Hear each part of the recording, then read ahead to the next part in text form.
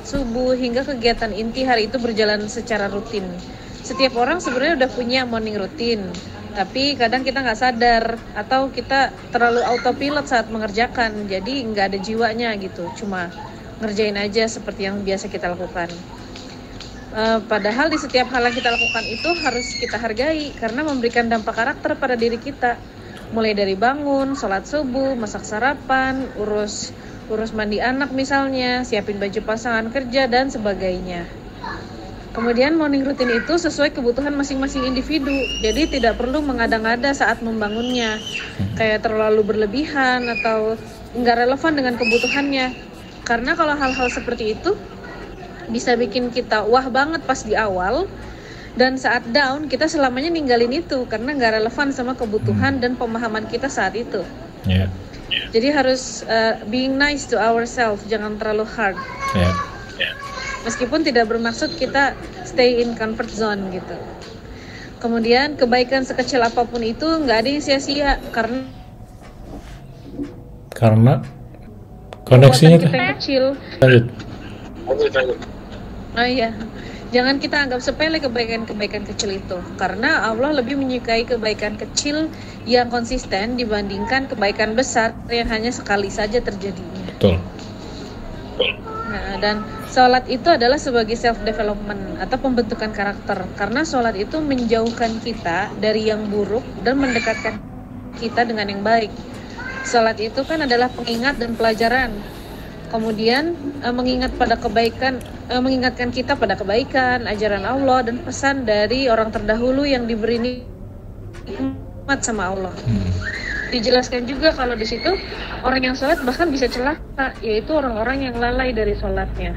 Jadi yang tidak cukup hanya sholat doang, kita harus melanjutkannya dalam kehidupan sehari-hari dengan rutinitas yang baik dan latihnya masing-masing. Emosi itu sama seperti mindset, harus dilatih supaya cerdas dan baik. Caranya dengan menghormati apa yang menjadi kewajiban kita. Kalian sebagai umat muslim, kita harus menjalankan sholat subuh. Jadi bagaimana caranya istirahat yang cukup biar bisa menjalankan sholat subuh? Kita pasang alarm. Misalnya sebagai kakak atau sebagai ibu atau ayah di pagi hari punya tugas apa, di tempat harus bagaimana. Jadi kalau kita punya rasa hormat itu, rasa menghargai itu, emosi kita menuntun kita supaya kuat jalanin rutinitasnya. Lalu dasarnya hati kita itu harus kasih sayang, karena kasih sayang itu sistemnya alam semesta dan sistemnya Allah. Dengan kasih sayang kita jadi merdeka, dengan kasih sayang kita akan penuh rasa hormat dan menghargai. Jadi hatinya harus penuh love dulu, baru bisa menghargai rutinitas dan kewajiban yang baik itu. Latihan sabar itu bisa dilakukan dengan melihat sisi baik dari apa yang kita hadapi, atau dengan mencari solusi dari hal nggak nyaman yang bisa kita hindari. Tadi dari cerita polisi tidurnya Pak Gularis. Kemudian ada menghargai kewajiban yang harus kita lakukan, menghormati apa yang harus dan wajib kita lakukan. Itu cerita dari Kak Vivit yang masih skip sholat subuh.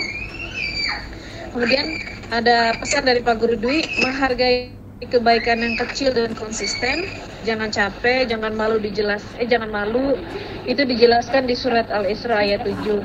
Karena Allah itu memberikan reward yang besar untuk satu kebaikan. Jadi kebaikan itu berarti banget, kita harus hargai itu.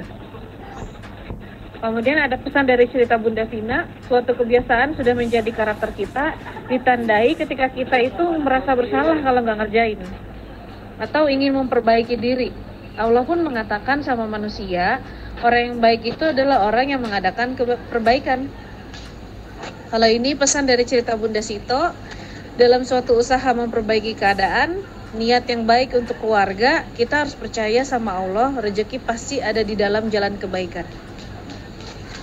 Kemudian ada pesan dari cerita Bunda Juriah, dalam membangun rutinitas yang baik, harus dasar kita sayang sama diri kita sendiri, bukan karena disuruh suatu program atau lembaga. Karena kalau misalnya karena suruhan dari luar, itu nggak akan dapat buat hati kita.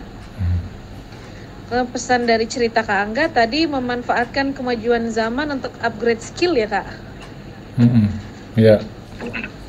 Oke, yang terakhir pesan cerita dari Kak Willy, Morning routine itu tidak kaku dalam satu kondisi. Yang penting selalu ada pembangunan dan perbaikan yang baik di momen itu. Misalnya saat kita lagi sehat, mungkin rutinitas kita lebih berat gitu, kayak misalnya harus masak, lebih padat dan segala macam. Tapi ketika kita sakit, kita bisa ganti morning rutinnya dengan misalnya harus duduk dulu 15 menit, harus minum jamu dulu, nggak mandi mungkin jadi lap-lap badan doang. Itu semua tetap baik dan itu semua tetap rutinitas kita. Cuma agak beda karena kondisi kita sedang tidak maksimal gitu.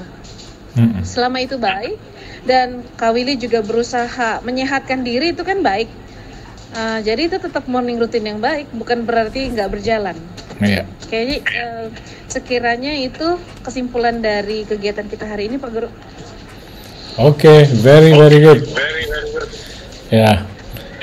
Oh, kalau gitu ya mungkin saya mengucapkan selamat kepada semuanya, selamat have fun. Apa itu lagi camping sekarang ya? Apa aja kegiatannya hari ini? Iya. Ya. Oke, yang penting mudah-mudahan semuanya berjalan dengan lancar, baik ya. And everyone have fun. Okay, thank you very much for your ya, terima kasih atas perhatian dan mohon maaf atas kekurangan. Thank you. Bye. Assalamualaikum warahmatullahi wabarakatuh. Merdeka. Waalaikumsalam warahmatullahi wabarakatuh.